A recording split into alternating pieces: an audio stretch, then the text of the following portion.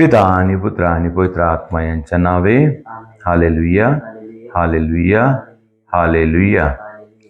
ख्रिस्तामध्ये उपस्थित प्रिय बंधू आणि भगिनींनो, पश्चाताप. पश्चाताप काय आहे?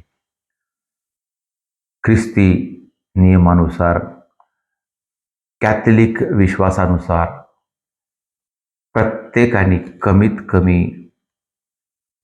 वर्षातून एकदा तरी पाप स्वीकार केला पाहिजे.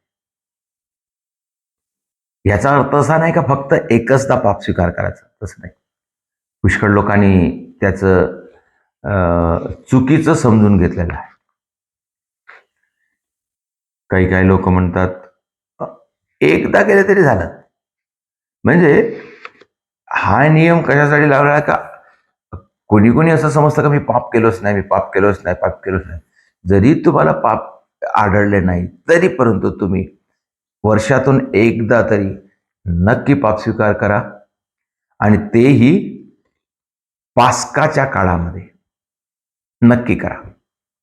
परंतु त्याचा अर्थ असा नाही की तुम्ही एकचदा पश्चाताप करा किंवा पाप स्वीकार करा.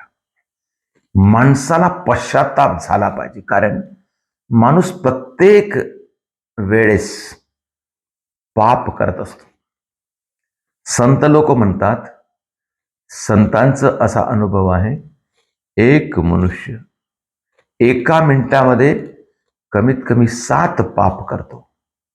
प्रत्येक मनुष्य एका मिनिटामध्ये 7 पापे करतो. कामाने, शब्दाने, कल्पनाने, विचाराने, आपल्या सवयीने, अशा वेगवेगळ्या प्रकारे. आणि मग ते संत लोकांनी काय केलेलं आहे? पुष्कळ संत लोकांनी दररोज पाप स्वीकार केलेला आहे. कशासाठी? की स्वतःला जेवढं जास्त पवित्र बनवू शकतो तेवढं जास्त पवित्र बनण्यासाठी. म्हणजे आज मी केलेलं पाप किंवा आज माझ्याकडून घडलेलं पाप, ते पाप उद्यापर्यंत माझ्या शरीरामध्ये राहू नये. म्हणजे जेवढं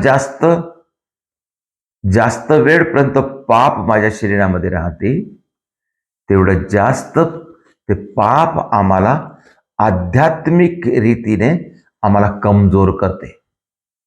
आमच्या विश्वासाला कमजोर करते, आमच्या शक्तीला कमी करते, आमच्या वरदानाला कमी करते. देवाने आम्हाला भरपूर वरदान दिलेलं आहे, परंतु जेव्हा पाप आमच्यामध्ये जास्तीत जास्त वेळ अंदर राहते तेव्हा ते पाप आम्हाला नष्ट करते हळूहळू हळूहळू. म्हणजे जे तो पाप काय आहे? एक किडा आहे. म्हणून आपण पश्चाताप करावं आणि पाप स्वीकार करावं. प्रियजनो, शक्यतोवर कमीत कमी महिन्यातून एकदा तरी नक्की पाप स्वीकार करा, आणि ह्या उपवास काळामध्ये नक्की पाप स्वीकार करा. आम्हाला माहित आहे, पापिनी स्त्री, आम्ही लूक अध्याय 7 वचन 38 पासून आपण ऐकतो. एक पापिनी स्त्री जेव्हा येशू सिमोनाच्या घरी जेवावयास गेला होता, आणि तिथं जेवायला बसले असता तिथं परुसी लोक होते, शास्त्री लोक होते, मोठे मोठे लोक होते. आणि तिथं ते येशू जेवण करत असताना एक पापिनी स्त्री तिथं गेली. कारण तिला कळलं, तिला समजलं का तिनं पाप केलेलं आहे, तिनं देवाच्या विरुद्धामध्ये केलेलं आहे. तिची मजबुरी होती असेल, किंवा कळत नकळत केलं असेल, किंवा तिला कोणी मजबूर केलं असेल, असं काही असेल तरी परंतु तिनं पाप केलं. ती समजली, तिला खूप दुःख झालं, आणि ती पाहत होती की मला ह्या पापातून कधी मला बाहेर निघता येईल. आणि म्हणून ती येशू जवळ गेली. येशूच्या पायापाशी ती उभी राहिली. उभी राहून ती रडू लागली, गुडणे टेकून रडू लागली. रडून एवढं दुःख झालं तिला की तिनं देवाला दुखावलेला. आणि ती रडून आपल्या आसवानी येशूचे पाय भिजवू लागली. आपल्या आसवानी येशूचे पाय भिजवू लागली, आणि नंतर ती आपल्या केसाने येशूच्या पायाला पुसू लागली. तेव्हा फरीसी आणि शास्त्री लोक म्हणत होते,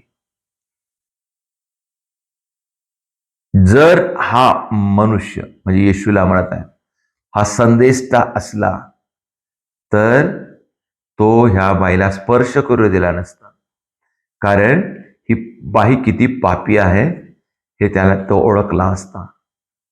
असं त्या शिमोनाच्या मनामध्ये विचार आला. तेव्हा येशूने शिमोनाला म्हणलं, शिमोना मला तुला काही सांगायचं आहे.